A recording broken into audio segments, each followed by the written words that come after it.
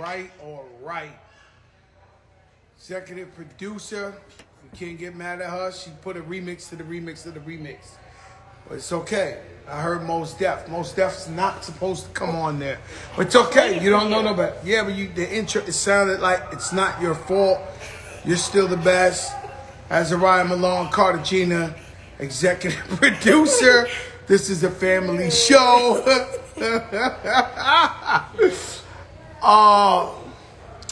Listen, y'all, we are the biggest in the game by far. Nobody close. Get it out of your head. Get it out of your head or whatever. Can't nobody F with what's going on here. It's Throwback Thursday, which means the biggest show in the game. But why should you be surprised? Monday, we had Maya. Tuesday, Dame Dollars, Damian Lillard. Wednesday, Vanessa Williams, Our Forever, Miss America. Tonight, I'm not going to tell you yet. But it's the biggest. Throwback Thursday, the biggest. Shout out to my mother, my father. Little Joey, I spent the day with them. Shout out to Atlanta for Forest Projects. The woman fed me while I was growing up. Didn't know I was going to be Fat Joe and always took care of me. Always was nice to me. She's in the hospital fighting for her life. Little Maria's mother and Choo Choo's grandmother. Hector Weeze. You know, God bless her. What a beautiful person. Life is not only short. Health changes from one moment to another. One day you healthy, you chilling, the next day you find out you got cancer or you got something else. It's just like that. So when you wake up and you healthy, no matter what kind of financial problems or what kind of, you may be going through a divorce, you might be feeling like shit. But as long as you got your health, that's the true wealth. Because it changes just like this. And a lot of friends of mine are really, really going through tough times with their health. And, you know, we have to take care of ourselves as much as possible. Hot Rods, I see you working out.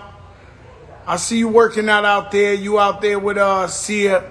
Sia is like the golden child for working out. Man, I got a friend named Sia. I used to pray for Sia. I used to sit next to him on a plane.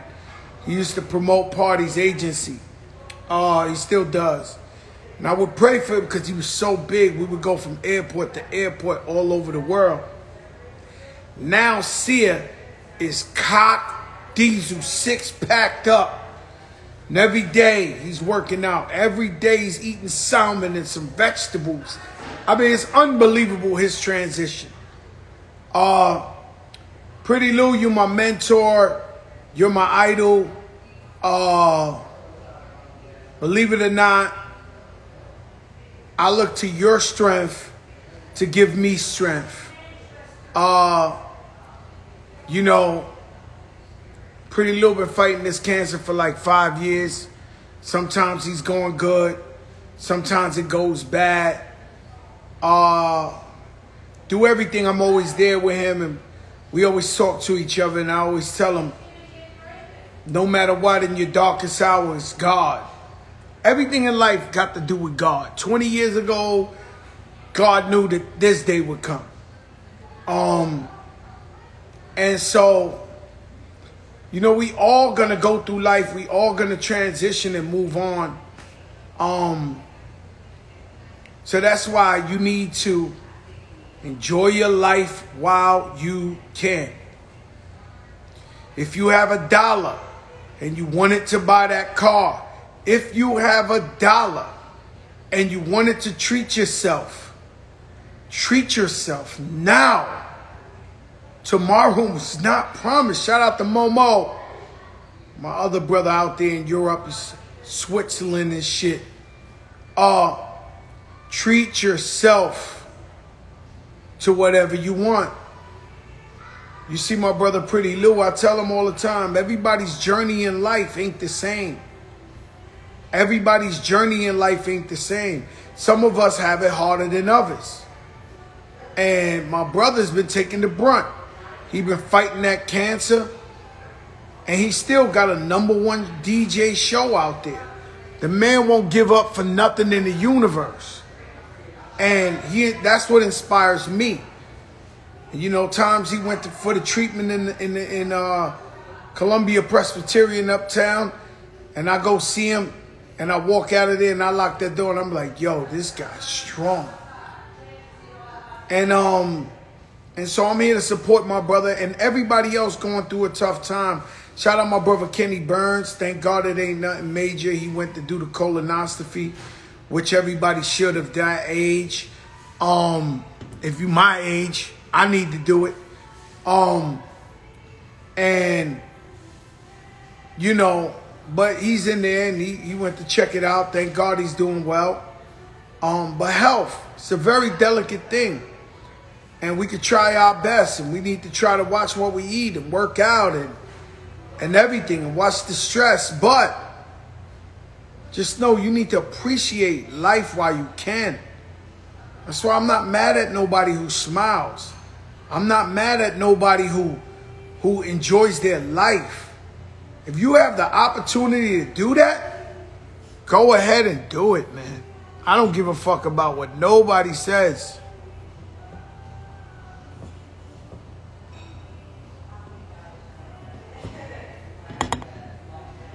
You know, got a couple of friends coming today. Living Legends, Throwback Thursday. Oh yeah, I got a big story. I got a big story. And so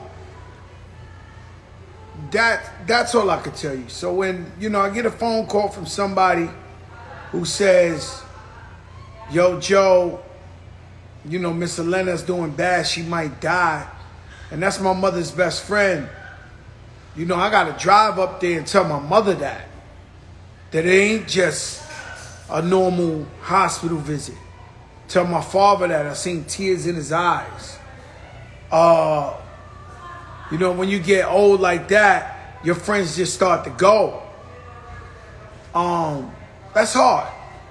You know, when I get a phone call from my brother Pretty Lou, he says, yo, Joe, we have a little minor setback. You know, and all I can tell him, man, is God is the greatest. Look to God. Whatever we going through it because it's God's. It's what God wants. And Lou, you're going to make it out of this. And that's all I can tell my brother. And that's all that comes to my mind. You know, shout out to my people. I see Iran on here. And so, please take care of yourself. Health is wealth. Health is everything.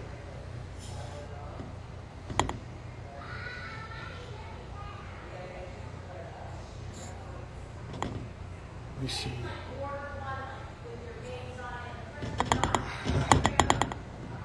These guys are crazy. I see you, Momo. I seen you working out the other day, Momo. You had the treadmill on 1. You gotta go a little faster. Momo's my man. Took care of me every time I went overseas. I heard your success. You are what you eat. Today I seen, I told a real unique story on Dog in the Yard, Pistol Pete's Dog in the Yard. I talked about a correction officer who was a big boss there. He was Puerto Rican like me. And the first night I slept there, the next day I woke up. I went to his office. And not that I needed the prep talk, but he gave me one. And I never forgot it.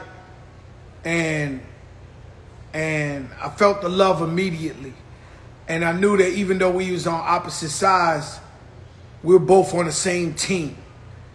And, you know, we stood for the same morals. And so I went to the supermarket for my mother today and bumped into him out of nowhere. I hugged him so hard, even in the COVID. I didn't think I could sincerely and naturally do that to somebody, you know, 2020. So I hugged him, he hugged me. And I seen his wife, and I told her how much of a great guy he is, and she said she knows. And then I could tell he looked at his wife like, I told you he was a good guy. You know, because you never know, gangster rapper, you know, they might think I'm full of shit. They might think, you know, I was cool with him only because of my circumstance. So I bump into him and I give him all the love I can. That was amazing. But so you see how God does things. He lets your darkest moments bring your most clarity. So I'm down because I get a phone call from Pretty Lou I don't like, even though he's going to be great. I got to go tell my mother and father that their best friend is really, really, really sick. And so I'm feeling like shit today. And then I see this beacon of light. I see this guy who was such a beautiful guy to me, even though he was the cops in there, but he was a good person. And I bumped into him, and I took a pic with him, and the smile was so sincere. It was a beautiful thing.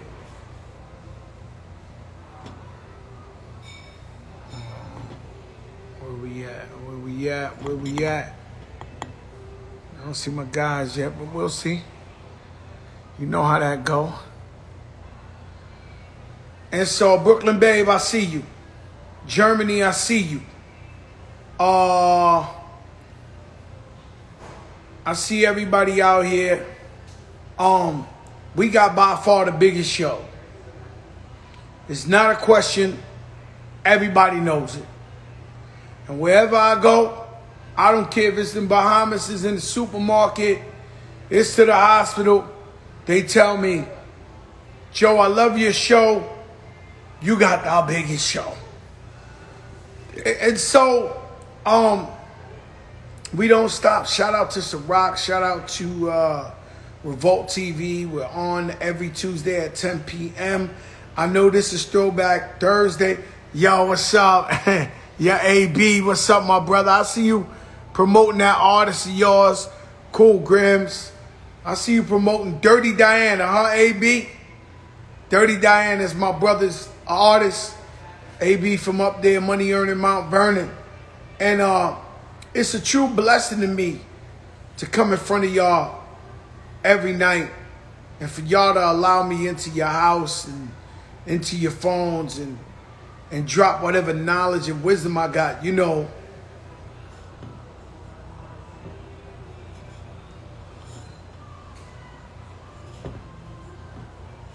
Yo, Matrix, you got to send a request because it's not letting me just click you like this. Send a request. The Matrix is here.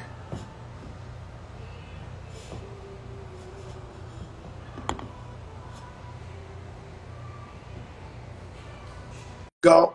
There you go, Matrix. I just sent a request to you. Man, this is my guy. This is my guy.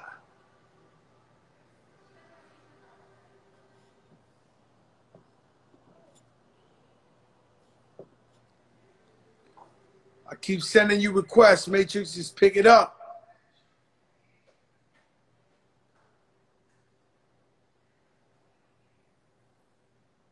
My brother, the Matrix, is in the building. He is in the building. Trying to get a couple of words in with him. Yeah. Yo. Keep sending you requests. I got Pick it up. Matrix, man. What up, baby? Yo, listen, my brother, let me tell you, we got a short while, a couple of minutes, because, you know, I got Beanie Sigel coming on right after you, so we're going to get to it on Throwback Thursday, legendary. My God. Yo, what's going on with you? what do you think of this season, and who do you think made the biggest moves into getting a championship this year? Oh, man. What's going on with me, first of all? I mean, I'm being safe, you know what I'm saying, doing this COVID, you know, just staying blessed, man, and that's all I can do right now. But, I mean, as far as the season go, I'm actually glad the season started here in a couple of weeks. You know, it's a lot of teams that didn't get to participate in that bubble, so they've been waiting. They got their itch. They're waiting to get back on that court. As far as the off-season moves, though, kid, you know, I think a lot of teams got better. You know, I think it's going to be very interesting. You know, LeBron and AD won the championship. The Lakers won it this year, but I mean, everybody trying to jump on that bandwagon already again this year. But I'm not saying I can't agree with that just yet. You know, I think LeBron and AD definitely said. What team has made the biggest move? You think? Yo, Beans, I see you. I'm gonna talk to Matrix for a couple of minutes. He just jumped on, and then I'm gonna come to you, Beans, in about 10 minutes. I see you on here, Beans, and don't disappear on me. Beans, you can't go nowhere right now. Yo, Beans, don't go nowhere. So listen, stay down, baby. I love what the Hornets did. Yeah, I love what the Hornets did. They got LaMelo. I think he's gonna be the truth. They got the young boy out of Duke, Vernon. Yes. And they also got your man. They got your man Gordon Hayward. Yeah. So as a young team perspective, I love what they did. What's going on with your Dallas?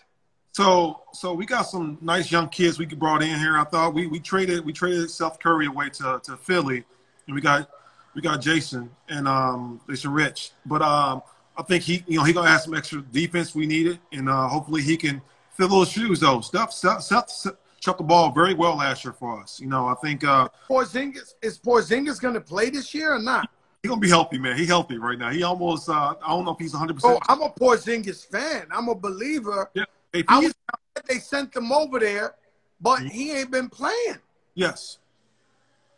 He got a couple little nagging injuries here and there, and you know, sometimes it don't turn around as fast as you want. But listen, I think he's gonna start the season off right this year. You know, they got a talented young group of guys, man. And Tim Hardaway been in the gym this summer, and he's been working on everything on the court and his body, everything. You know, I'm a firm believer. You know, I think Tim. I believe in Tim Jr.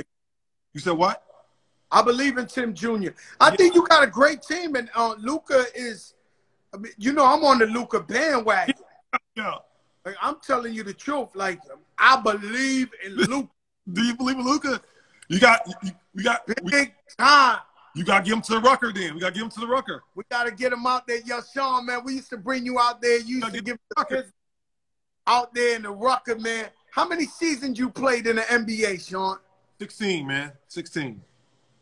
16 years in the NBA. That's a long career. Yeah, it is, man. You know, I think it was a true blessing. You know, I'm paying for it right now, though. I had knee surgery a few months ago, and I'm still not back 100% yet, but you know, it's a slow process, a slow grind. But man, you know, paid to hurt yourselves, and it's but no, it's sad to say because, you know, when I go to the games, the Knicks games, they always announce the legends, and they always limping and walking like they rich as hell still, but they fucked up, Matrix.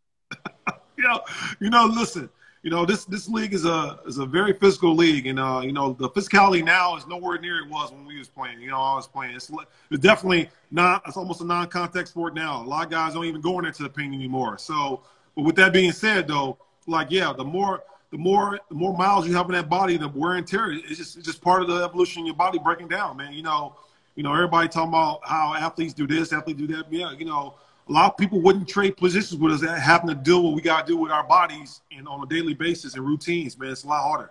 Remember Al Harrington, our brother, telling me about he used to hate when he played against Yao Ming. He said, man, not even intentional, used to knee him in his back. He said he couldn't come out the bed the next day. Hey. Who would get you sore, pause? Who would work you out that you'd be like, oh, my God, the next day? What's interesting? There's a lot of guys, especially when we went small ball, when we did the 7 seconds or less when we went small ball when I was in Phoenix. Remember, I was guarding the most dominant position in the league at the time. That was power forward. So I was 6'7", 225, 30 pounds, guarding these, 6'10", 6'12", 7 foot, 280, 275, leaning on me all night. Dude, they was wearing me out from Tim Duncan to Kevin KG. Man, but, I was giving them work on the other end, but when I say they was so much bigger than me, what happens is when you're a bigger guy and a smaller guy guarding a bigger guy, they tend to wear you down because your legs and stuff start getting heavy because you having to bang with them and you having to be more physical and stuff, and it's taking more energy out of you. But, I love the challenge, though, and that's what, that's fueled me, man. Vice versa. They got the length, but you got the speed. Yeah. Favorite player you played with on the same team? Man, I had some great teammates, Joe. I came in with Penny Hardaway and Jay Kidd, backcourt 2000. So, I got blessed with those two guys. And I also had Uncle Cliffy, rest in peace, Rodney Rogers, Luke Longley, Dan Marley. Damn, you played since them days. Man, I played Tony Del. Finley was my favorite from Toby Bailey. Come on, Raymond Lip. We had a whip. Luke, Tom Gugliotta, man. Come on, man.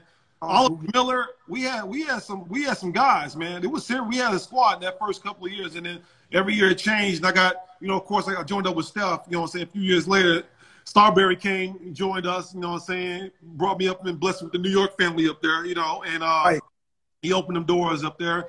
You've been family ever since. Yeah. I still talk to Steph. He was actually.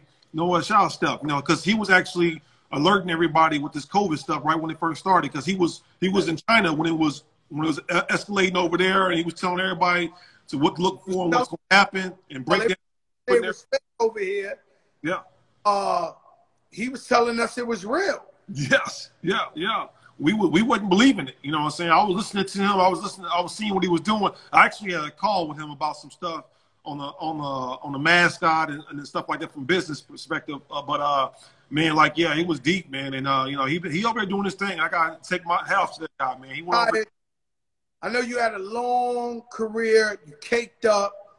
What do you do to occupy your time in the business sense? Well, first thing first. I'm a father first. I have a 6-year-old son, though. That's my priority first. I think being able to provide for him and give him the life that I didn't have and all other things, it's that's much better for me. But other than that, I'm also a part owner in the New Zealand Breakers.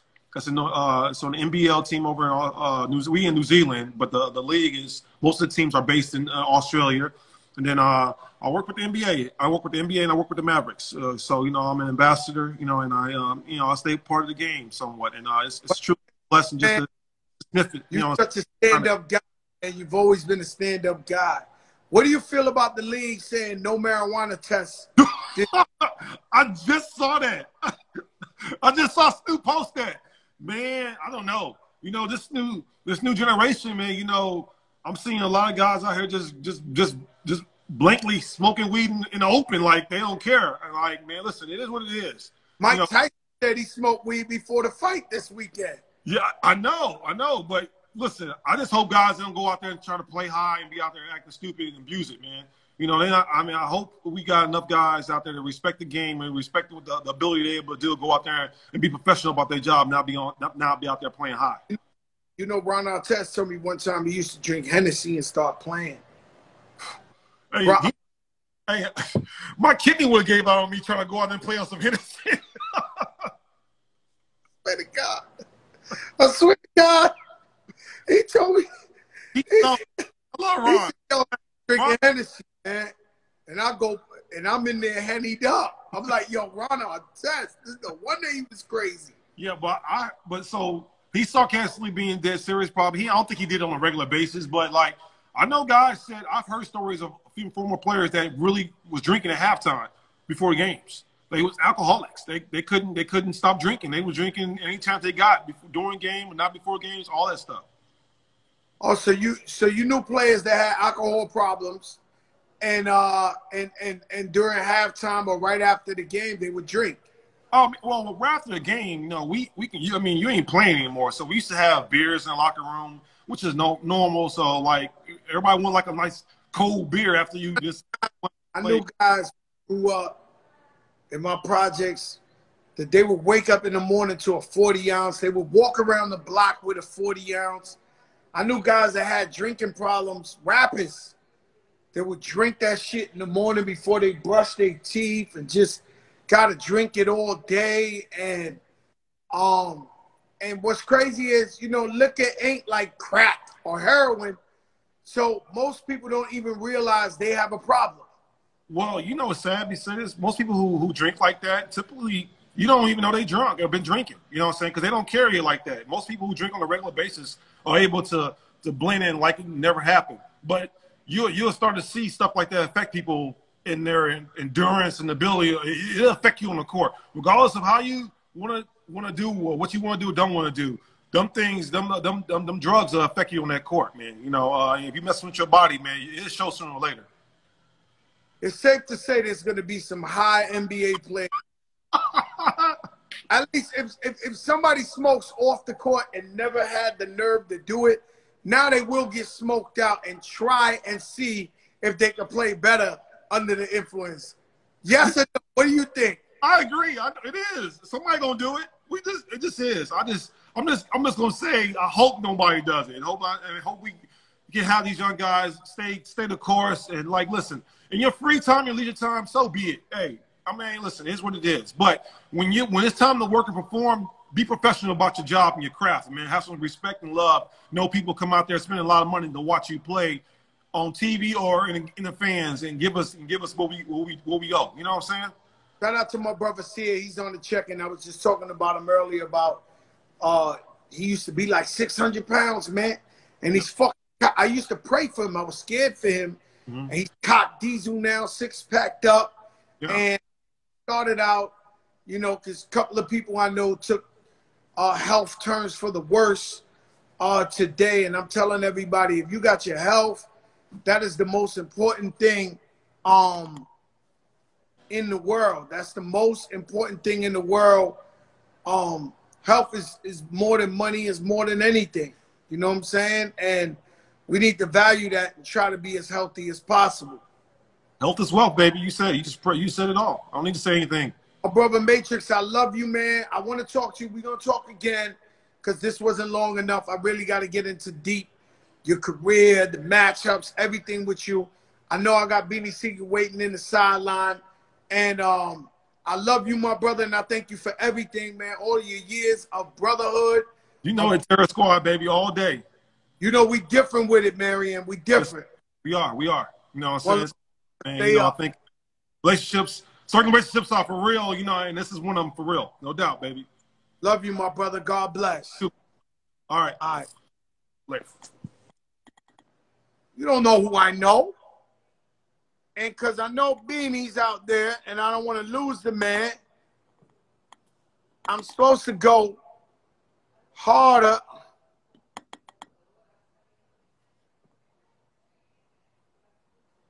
I'm supposed to go harder.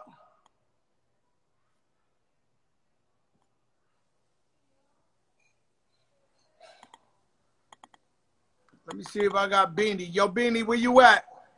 They don't know who I know. I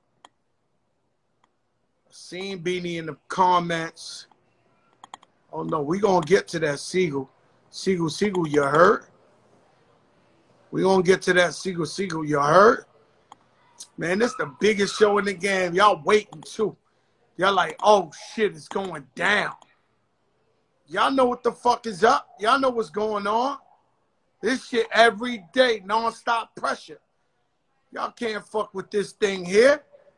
This that real shit here, man. And they gonna keep coming. They gonna keep coming to the real. This is the real, guys. Looking for that Beanie. I can't find it.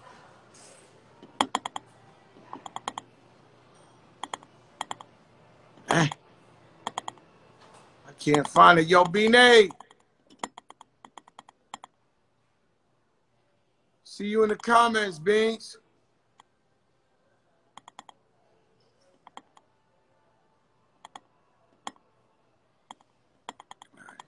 Jesus. Shout out to the 702. Let me see. See if Beanie's in the request. Damn.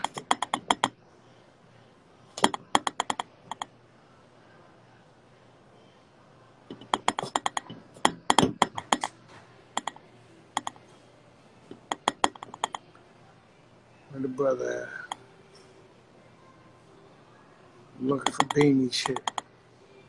There you go. Sigel, you heard? Sigel, you heard? Yo, this shit. It's the biggest show in the land, man. Yo, Verse, what's up? It's the biggest. Yo, Beanie, I just sent the request. It's the biggest show in the land, man. Yo,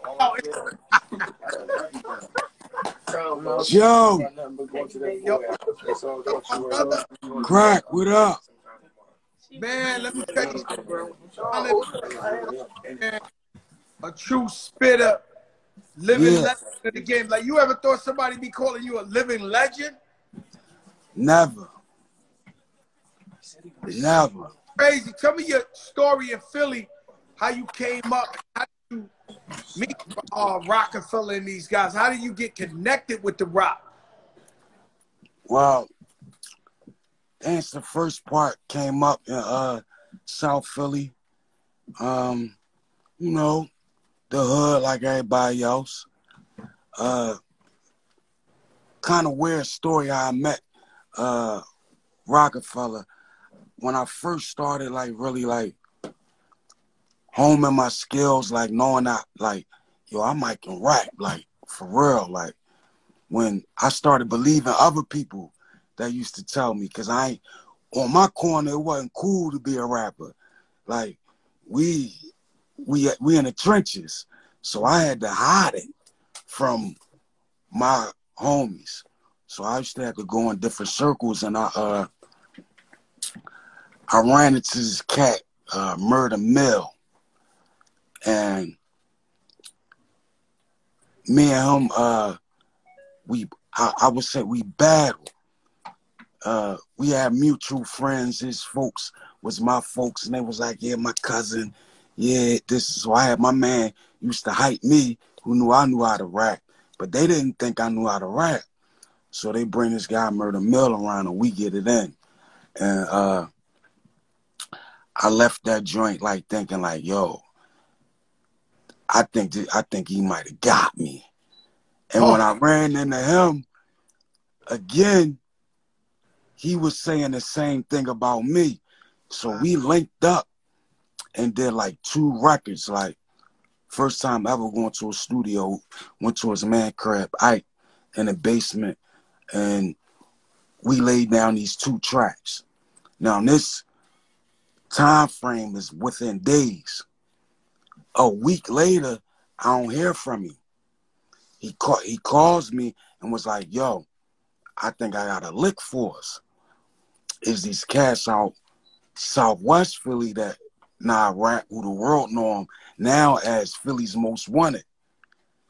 They were in battle for some money. So we saw Gilly from Philly. No, not Major Figures. Not Major Figures, the Most Wanted, Philly's Most Wanted. Both of them. Yeah, right. Most Wanted, cross the border with Pharrell, yeah. So we go to battle them, and they management already was in conversation with Rockefeller. So I think they was in Cancun. Who was their management again? At the time, their management was a guy named Stevie G. Stevie G. I know him. I'm trying to make it come to my mind. But guys, so the management was already talking to Rockefeller. Yeah, Rockefeller. They management, and who became my management, Sadiq from Black Friday. All right. No, Sadiq. So, yeah. So they was managing Most Wanted. So they all in Cancun, the management. So it's just me, my man. We go to their spot. So we come with the paper. They didn't have the money with them because they bag was in Cancun talking to Jay and them. So So, you know, we go back and forth, we exchange words or whatever, you know, so we was like, man, they ain't got the money, Murder, I'm out. So they started pulling out deals and stuff. Was like, y'all, because I think it was like probably 10 bands or something we was going to battle for. They showing us, you know, $1 million contracts. Get it? Yeah, they showing us contracts. So I'm like, fuck that black and white. The Higwood is green. So I'm like, fuck the money. We just started battling. So, you know, of course, you know, we did our thing. I did my thing. And me and from Philly Most Wanted, Bubonic, we exchanged numbers. So he told his management about me, like, yo, this kid bought this board pit. Y'all need to hear him. Because, so, Beans, I don't want to stop it, but stay right there. Well, I don't want to disrespect Philly because, you know, I got too much family in Philly and too much respect. Yeah. But every time somebody spit for me from Philly, yeah, I felt like they was trying to sound like Beanie Sigel, right? Or at one point. Or is it that all of Philly got the same slang and everybody just got the same cadence? Because I felt like everybody who would rap to me, I'd be like, damn, this nigga, he sound like Beanie Sigel. So was it because all of y'all just sound like that? Or was they really trying to... Nah, everybody didn't sound like that. It wasn't a lot of rappers. At one point, you did have people, you know, trying to get that cadence. But speaking up from where I'm from, man, there's different bops all over the city because every part of the city got different slang. You know what I mean? They dress different. They talk different. They slang different. You know what I mean? If you from South Philly, they might say, "What's up, Ski?" If you from North, they like, "What up, Doe?" You might be Doe. You might be Scrap. You might be Cuz. So it's different slang and different, you know, little bops in every part of Philly. How to the rock? How do? Because I'm gonna tell you my perspective. You tell me how it really happened. And I'm gonna tell you how it looked to me. But go ahead, continue. So all right. So Philly's Most Wanted, they had a meeting with Rockefeller. So me and Bubonic, we kept in touch. He asked me did I want to take the ride up there? But at that time, I wasn't really trying to be no rapper. I was in the street. So I was about to go to a dog fight. I had $5,000 on my man, Murder, who became my partner. I had $5,000 on his dog, Mikey. So me riding up to New York and meeting Jay-Z and all that, that's cool, but fuck all that. I'm trying to get to this quick $5,000. Mikey a grand champ, he biting everything. Blood coming out blue. So I tried to duck him. I couldn't.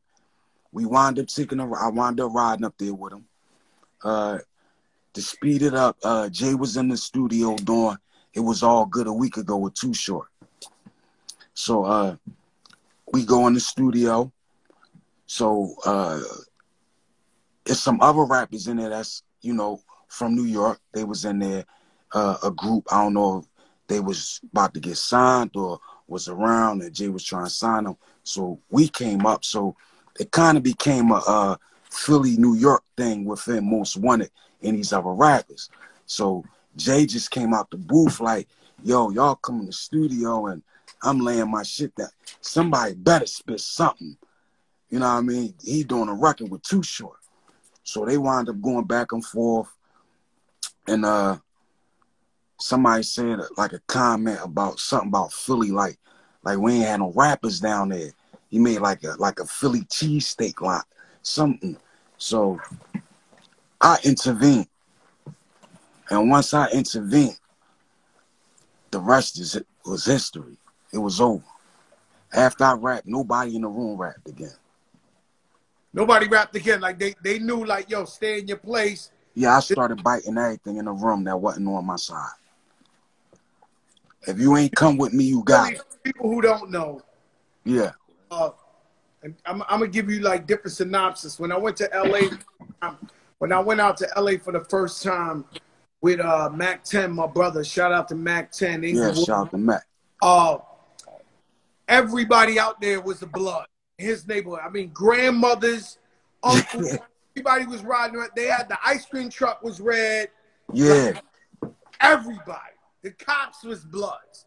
Yeah. When I go to Philly, everybody's grandmother spit 16. Every guy from the bar spit 16. The school teacher spit 16. I used to go down there to sharpen my skills. Yeah, like, a lot of people did.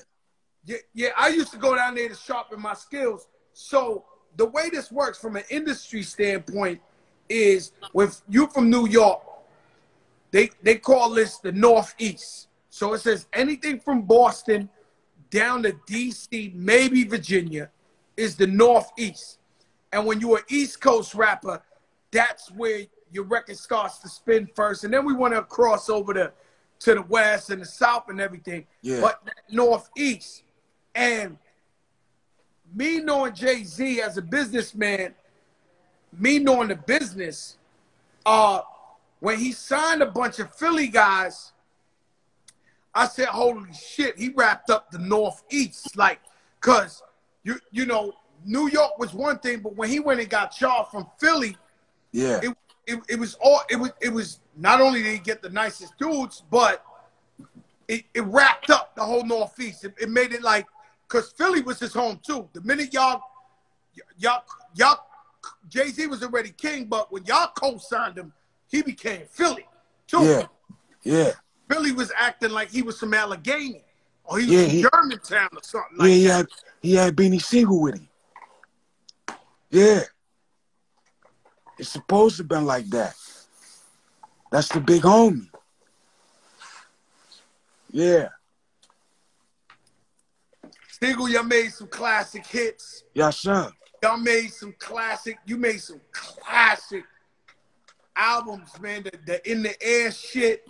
I remember clearly, and I don't want to talk about what everybody else would talk to you about, but this is just major. When you got into the beef with Jada, the rap battle beef, that was the illest to me. Because y'all both street, y'all both underground, raw. You know, that battle there, I remember I was in Miami, and I don't know how. I was getting the mixtapes of you against Jada, and I was just like, y'all was like literally blowing my fucking mind. How did that beef even come about with you and Jada Kiss? All right. At the time,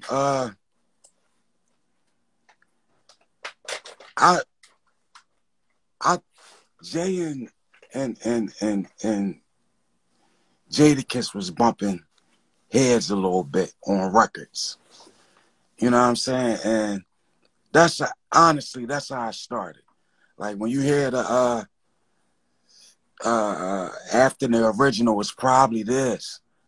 You know what I'm saying? And then Kiss on the Maya record, and then Jay jumped on the Maya record, and it was the shots going back and forth, and then Kissing them was saying stuff too. You know what I mean? So Jay never responded. Like he never responded to him. It just was like subliminal. So me, as a new artist coming into the game and coming into listening to, you know, the locks and knowing like from Philly, that's the streets right there. That's what we gravitated to. Like we rock with the locks. So that was just a strategic move for me. I'm like, yo, Jay ain't gonna say nothing. And I know everybody heard us. I'm going at it. Win, lose, or draw, at that particular time, nobody in a sane mind would even think about trying to battle Jada Kiss or the locks of them, man. They annihilate you. That wasn't no walk in the park and nothing. Like that was me throwing everything. Like I'm throwing my hat in the ring. I'm gonna put the house on this because if it come this close, I'm stamped. I'm stamped. Oh no, you were stamped. I was in Miami. Joe Crack was in Miami. begging, begging for the tapes. I had them shits here the second they was. I was like, I was fucked up behind Yeah. this. What's crazy is Jada told me a story where he said he went to Philly and he with this song in the he said the people were going crazy. They were showing them love no matter what. But then he tried to diss y'all. And he said the whole stadium started throwing shit at him. And Yeah. he said, yo, this is where keeping it real goes wrong. Yeah. I mean, did you hear about that? Was you there? Yeah. Yeah. That was one of the I actually didn't go to that show at first, but when I got the call, I shot down there, and I after, you know, they did what they did, nobody expected me to come. So I came, and I think Puff was performing. And they had their little friction at the time, you know, and I'm like, yo, let me get on. 2 minutes. 2 minutes. And he was like, go ahead, do your thing. And I went out. When I came on the stage, they went crazy. They went crazy. That's when it was like good. It was great in hip hop. It was like, that's what it was. Like, you was doing it for the sport. It was, you know, you sharpening your knife, like you going against the best. You only the as good as your competition. You know what I mean? And that was like they was on top. So I was pushing myself. Any like, your beings, any regrets, right? Because you're the true meaning of keeping it real, right? Yeah. And so whenever I did my history on Beans, even though you were successful, y'all made a couple of dollars, you was making millions or whatever, down with Rockefeller, the biggest team. They still was telling me, yo, Beans is wilding out here, he's letting it go, allegedly, you know, like, you know. And any regrets, if you ever think back at that time and said, man, maybe I should have wised up and just not kept it real? Yeah, of course. You always think back as things you would do different. But if we do that, would I still be Beans? You know what I'm saying? So I don't know. I don't really have no regrets because, you know, I come from the cloth where as though, you know what I mean? I mean, it's in the music, man, and feel it in the air. I tell you, I go through it so you wouldn't do it after me. As for me, you know what I'm saying? Ain't nobody want, you know, I'm still circling the block from parking. You know what I mean? I know who I am, and I was comfortable with, you know, being who I am. I know who I am as a person, and I never got lost in the industry as far as, you know, how people can. But if anything that I would do different, I would have just slowed down a little bit so I could be able to learn the business and understand that I had a career. Because to me, it was a lick. I wasn't looking to be signed to Rockefeller Records. I wasn't out making demo tapes and, you know, trying to be a rapper. I had a couple raps. I ran into somebody who later on ran me into somebody, and within 2 weeks of me maybe having 10 raps in my book, you know what I mean, my little notepad, I was standing in front of Jay-Z, and I got signed to Rockefeller Records. So it was so fast. Everything was like fast, like. And I was only Beanie Sigel on the streets for 2 years. It seemed like I had a long career, but I was on the streets as Beanie Sigel for 2 years. That's crazy. Then you go to jail famous, and people don't Yeah, understand that jail famous is like. It's different, not famous. Some people go to yeah, jail under the radar. Some people is quiet. yeah. You know, going into jail. Where did you do your time? I know you did it like in Jersey, or you did it in Philly. No, I did time in Jersey. I was in the feds. I did time in Farrington. Yeah, Farrington and then Schuylkill. I was at Schuylkill. that time they playing your fucking record every single second of the day. Yeah, Um, like that hell, shit. That shit was getting crazy, cause they dropped the "Feeling in the Air" video, which only had a year and a day. I didn't even want the album to drop. I just recorded a mixtape, "Still Public Enemy" with Green Lantern. That was enough music to last for a year until I got out to drop the album. But they dropped it and I ain't know it, and they dropped the video. So I'm sitting in the day room, headphones on, you know, you in front of the TV with your bowl, and the video come on. So you got 300 people on a block. And as soon as the video come on, I'm sitting there and I'm like, damn. But everybody else on the block, like, they looking like this, yo. The whole block turn around, like, from looking at the TV, like, oh no, they looking at you. yeah, they turn around. Cause they know much, so they just looking. And it was like, that shit was weird. It was weird. So you got to see it real time, because I've always wondered, right? Like, even back to when I dropped my first song, Flojo.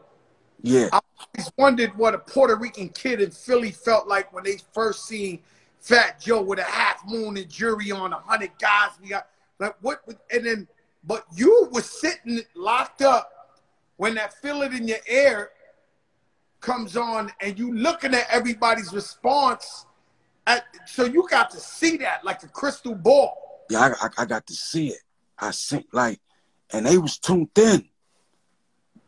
And they was coming back because they knew, you know, that video gonna come on at least 3 times a day.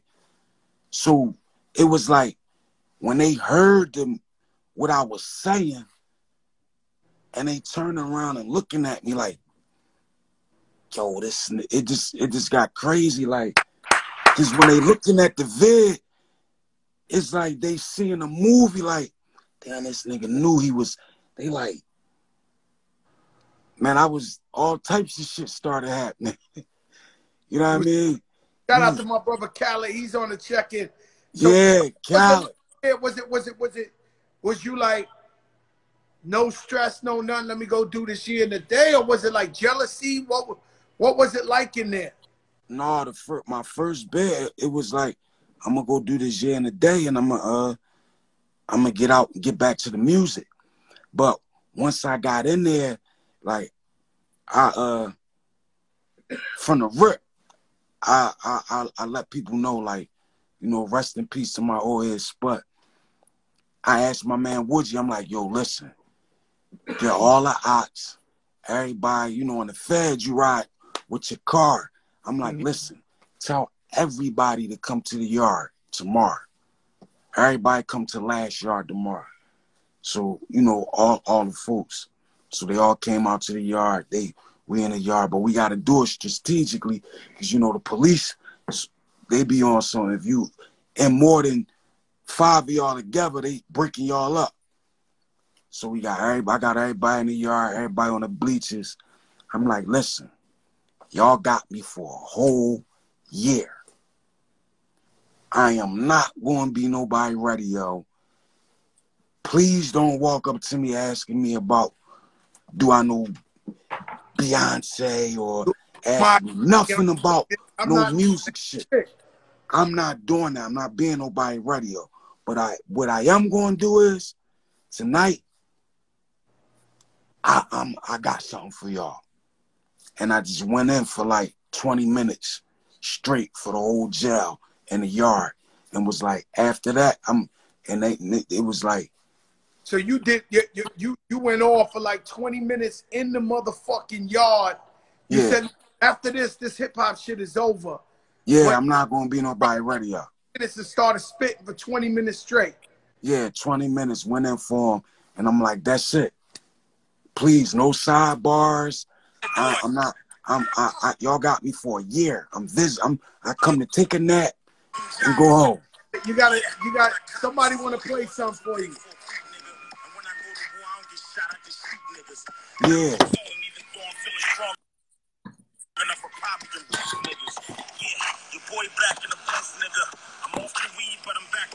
Oh yeah, that's like a couple days after I got out.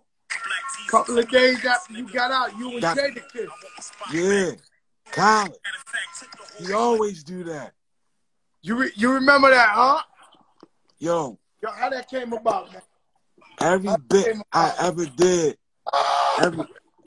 Oh, my boy in the room. Listen, hold up. Every bit I ever did, soon as I came home, Khaled was the first one to reach out to me and always had a record for me. Yo, listen. That's facts. So Beans just came home. And Beans, he came home. So everybody, Rockefeller, A&Rs, everybody getting Beans a recording. And I'm in the studio, and I'm like, I gotta ask him. He got love for me, right? So I went home real quick to the crib, made this beat. I just was in a zone. I was like, I gotta make something so hard. I come to the studio, so Beans is recording all night. It's like 2 in the morning, then it turned 3 in the morning. Now it's 4 in the morning. Now it's 5 in the morning. And I'm like, yo, Beans, I need you on my album.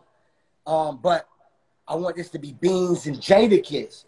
And I wasn't sure if I could ask that question. And he's like, play the beat. I played the, it's like 6 in the morning. He did a song, we tired. Played the beat. Man, Beans put the headphones on, one take. That right there, this ain't no like, yo, bring it back, let me do this word over. One take. Yeah. I couldn't believe it. Hit Jadakiss, Kiss. Beans just came home. I would love to get y'all brothers, you know what I'm saying? This is for hip-hop. It's for the culture. I would love for y'all to get on this record together. And it was love. And I appreciate you, brother. Man, always, man. Appreciate you. I'm always on my IG, too. And I'm just like, raw talk right here, man. You said this shit too real out here, huh? I'm like, it's Beans. Y'all like Beans. And the thing I heard about that story, I heard from other people when Beans was in the studio with Hov. I heard that Beans, anybody like Hov, like I guess it's maybe when you just got on, like another verse. The verses wouldn't stop. Like he just kept coming with so many, and nobody was allowed to do nothing. It was like, here's a verse, here's another verse. It's like another person coming in the room. Like as a fighter, you're supposed to get tired at one point or run out of bars. Yeah. Nah. Not that Beans. Not that Beans. Yo, Beans, I love you, brother. Love you too, bro. Man, now I'm gonna keep watching. That's the biggest show on earth. We love you. Khaled's like brother man and shit for Martin. Yeah. He pop up. He can't take it. He try to mind his business because you don't know. And if it get too crazy, he gotta get on. No, I had to because the thing is, I'm listening, and I would never forget that studio. We made plenty of songs together, but that song is Beanie Sigel and Jadakiss. You never heard them on a record together after all that mixtape shit felt like. I was with you when them shits was coming out in a rapid pace. It's like people are praying. Like, yo, them shits was coming what out. I'm saying is, when that record came out, that's my first album. But I remember Hot 97 put that shit straight in rotation. Philly put that shit straight in rotation. And this shit was... Had to. No. Go listen to it after the show. Go listen to what the man's saying. The man coming fresh from jail talking like he just laid down the story. Like, boom, boom, boom, ain't missing a step. And you don't got to interview me. Listen to this song. That was it. Like... You ain't Khaled. Talk that cloth talk. Now you here's all the answers. Talk that special cloth. Yo, all right. Kiss and Beanie Sigel. First time album. Yeah. That's a fucking joke, bro. Oh shit. That's a Joker moment. Hold up. Come on. No, it's crazy because that's, yo. Yeah. It's on one record. You know what I'm saying? Like, I'm not supposed to ask that question. I'm by myself in the studio. I'm like, yo, Beans, I would love to. Beans said, put the beat on. He heard the beat. It was so hard. He went crazy. I hit Kiss. No hesitation. Let's go. Send that shit. That's love. Yeah. That was love. That was beautiful, bro. That was beautiful, bro. And legendary. It's one of my favorite records. All right? All right? Yeah. The beat Nova came. That beat Nova came. Yo, man, damn, you got to start it. Yo, Beans. Yeah. Nova came. That's what I'm trying. Yo, I need a copy of this show. Yeah. Because it's going in my documentary. Yeah. My documentary. When my doc come out, he just said it right there. Beat Nova came. Who want to pop off today? Get popped. Beat Nova came. Yeah. Yo, Beans, rare space. That boy can't take it no more. He couldn't take it. Yeah. That State Property movie. Yeah. It's a classic. Yeah. And it's the same. That's when Dame was doing the fucking paid in full, doing the State Property. What was that like for you too? Did that just come at you real fast too? Yeah. The State Property movie came about. That actually was supposed to have been just like like promo, like something we did for like marketing. We didn't really think it was going to hit as big as it did. So yeah, shout out to rest in peace to Fat Trine. He came up with the script. The script was loosely based around a true story, some true facts. I'm gonna say, because you know people still got pills and allegedly some alleged legendary people in Philly. So when he had the script was hard. I just had to just twist it a little bit. So we started renaming stuff, and it was just too raw. So I read the script, and every day we would get what we call our daily sides, and I read what they wanted us to say my part, and I just improv'd and flipped it so it wouldn't be too close to what they want, and it just came out hard. Now that movie was fire. I remember watching that shit for the first time. That shit was legendary shit, man. Whole movement. I had a little problem with not a problem, but I had a little like I felt weird when the kid what's his name, PD Crack, was calling himself Crack and all that. I like yo man, I had to step to him, man. He's in a different weight class, but I had to be like, yo, B, come on, how you just gonna try to take my name and all that? Man, take that as a cut. Anything that was a compliment. That was a salute. You gotta look. You just said it. You was wondering how the Puerto Ricans in Philly was thinking how, seeing you, Puerto Rican boy from New York. Come on, man, you Joe. You had the old Badlands. That's where all the poppies at down for bad. It's real down the Badlands. Yes, that's where Crack from the Badlands. So of course, that's a compliment. But his flow was incredible, man. His flow still is. It still is incredible. Freeway came into the game with his own shit. Yeah. It's the crew y'all put together, man. Moschino, all of them. It just everybody had the Young Guns, Chris and Neve. Yeah. I mean, everybody had their own style, man, and everybody was coming. If that's the case, look, we could throw Rel in it too. Rel was from up top. Yeah, but we put Rel in. We took Rel under the wing. Yeah. We Your was putting heart. Rel on all the records. What? Yeah. That's fire. That whole movement right there.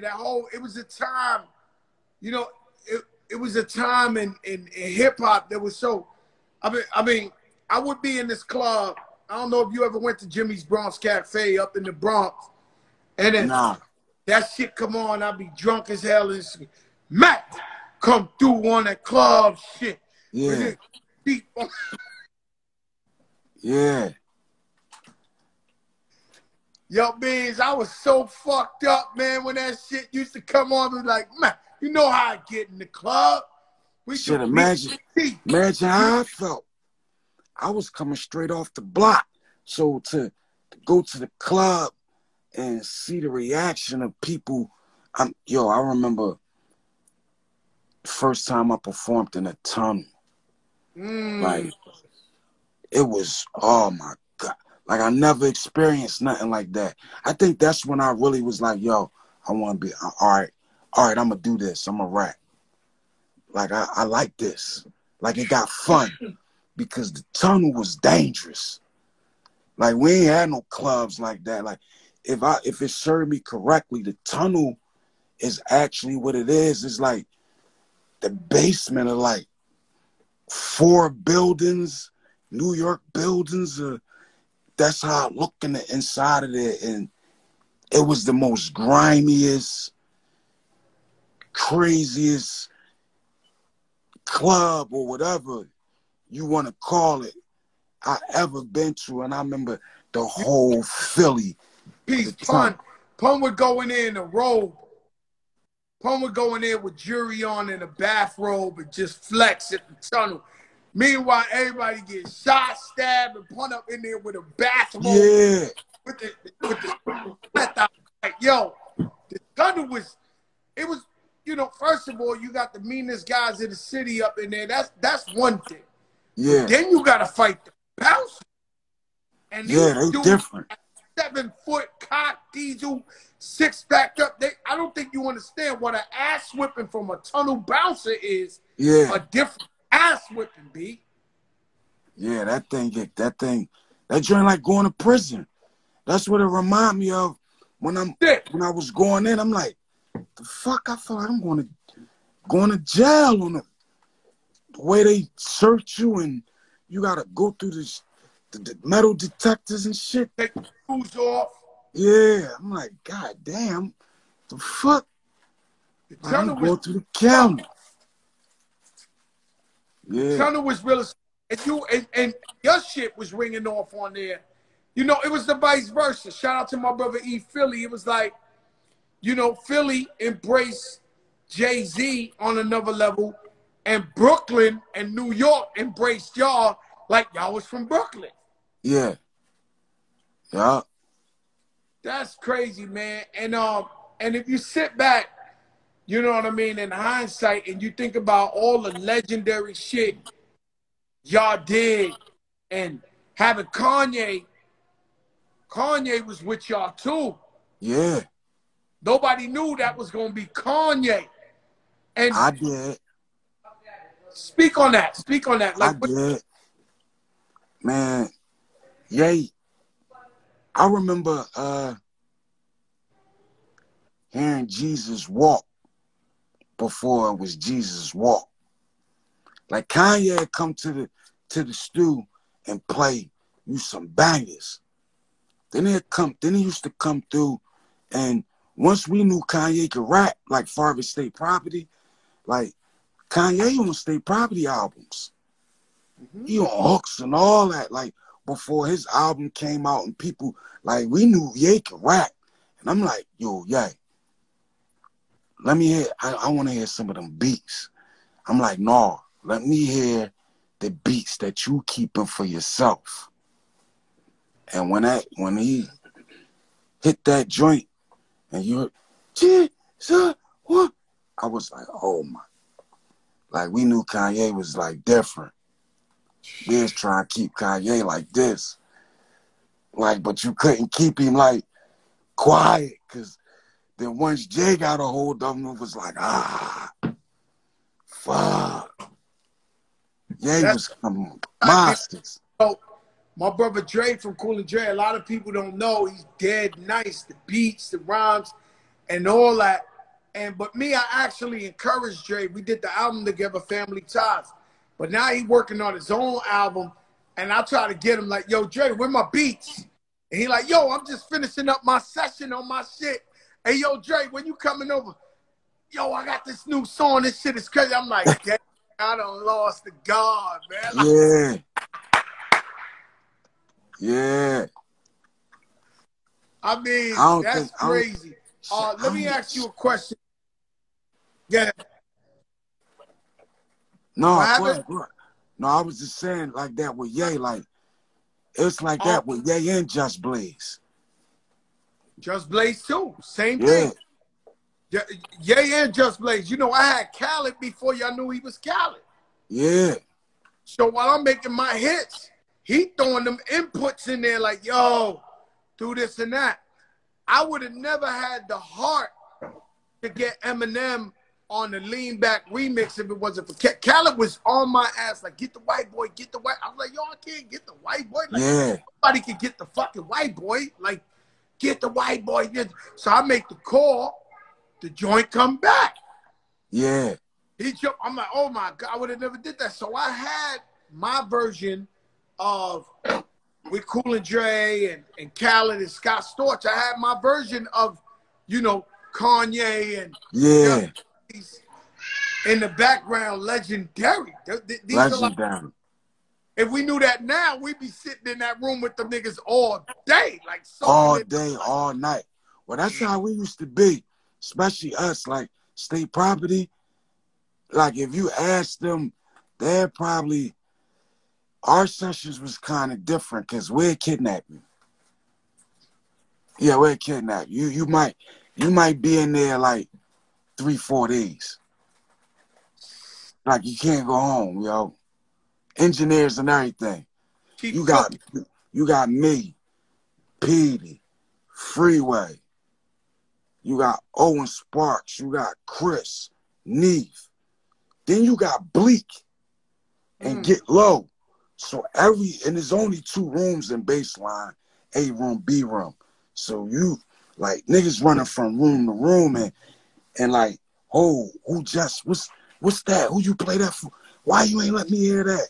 And niggas like trying to barricade the doors and let me hear that. No, I don't play this for nobody else. Like it was vicious in there. And you can't go home. Man, let me tell you something. And you could tell me if I'm going somewhere we don't need to go, right? Yeah. You tell me immediately and I stop because this ain't about the bullshit. But when your voice starts to change up, yeah. how did that happen? How did that come about? And how did you notice that this something was happening to your voice? Well, I got shot. I got shot in my back. So when I the last time I got shot, I coded. I was under. I was like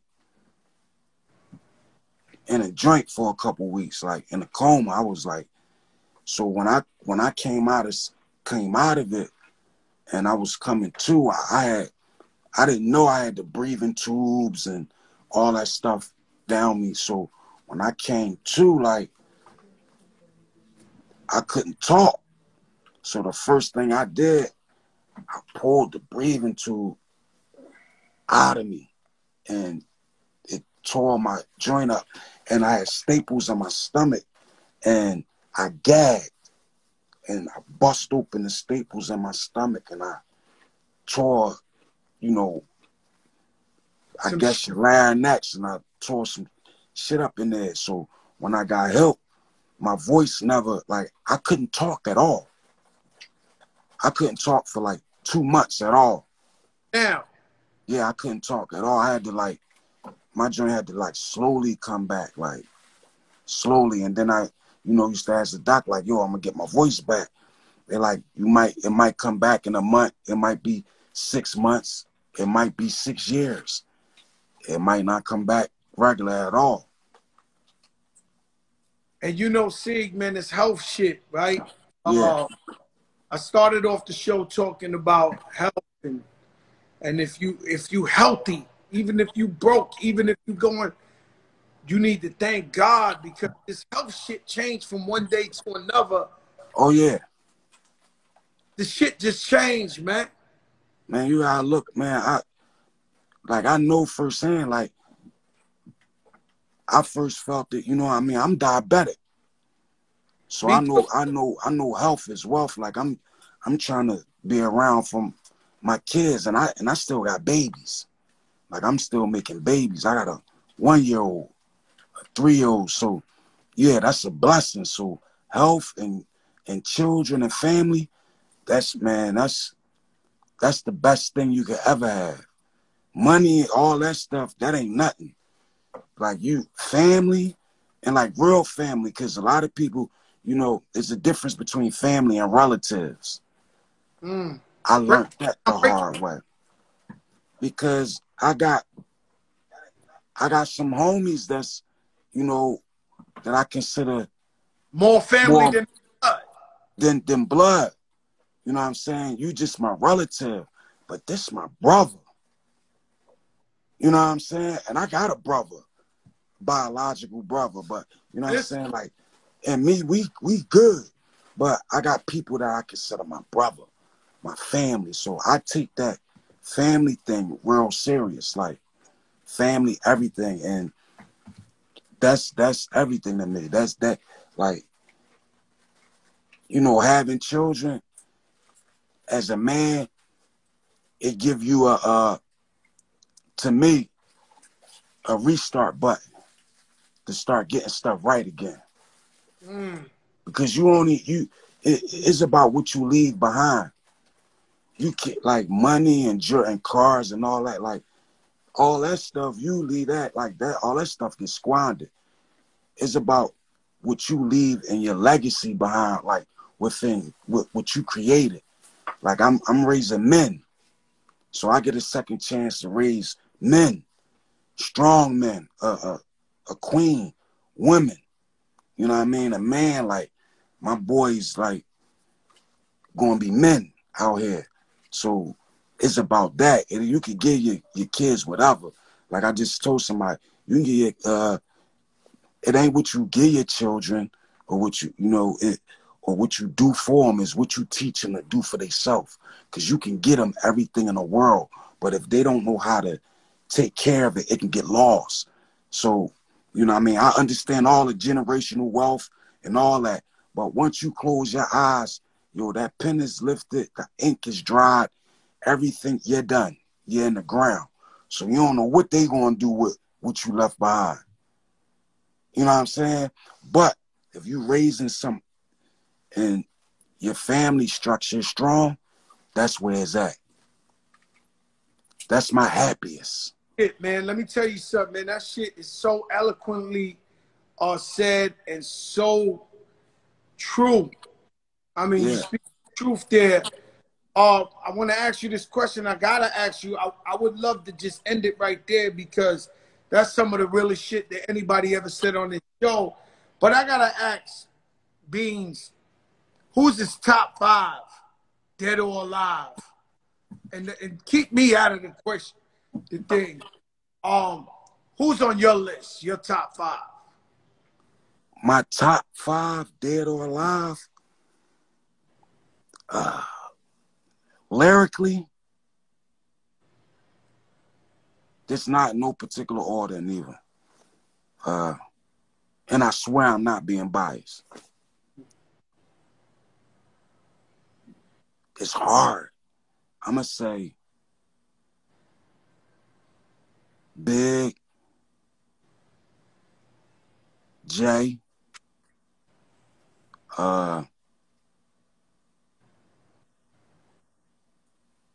Scarface, Black Thought, and Young Chris. Young Chris. Yeah.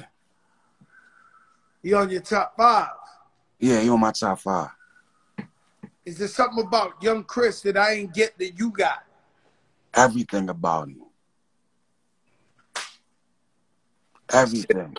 Young Chris essentials tonight. Yo, listen. I bury myself in his music. Listen, dude. Joe. Name big. You will be doing a big disservice to yourself if you don't find every young Chris verse, freestyle, or anything. You know, before you dig in, ask some of your top elite rappers how they feel about young Chris. No, I'm telling you, I'm going to get into that zone, that young Chris. Say no more tonight. I'm going to bury myself in that young Chris. Yeah. I'm going to bury myself because you got, you know, I think I'm a hip hop historian. So when I know this is nice, but when you break it down like that, I feel like I'm doing a disservice to myself. Like, yeah, you really are. I think so. I'm quite sure. I'm quite sure. Beans, man, stay safe, man. We love you, man. I thank you for coming on the big show. You Shawn, already know. Love to you.